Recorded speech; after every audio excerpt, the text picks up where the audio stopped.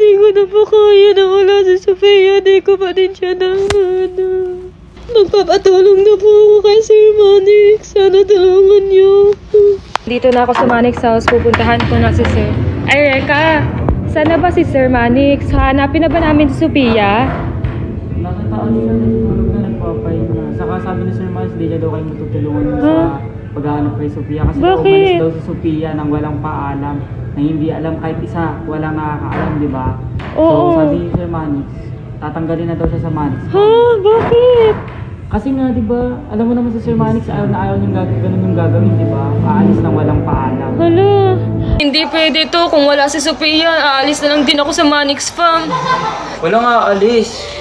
Mas lalo magagalit sa inyo si Sir Manix. Saka di ba, di na nga nagpaalam sa Sofia, ikaw din aalis ka. Oh, edi mas lalong lalaki yung gulo. Naibibigay pa naman sana akong regalo sa kanya. Ang ganda-ganda pa naman sana neto.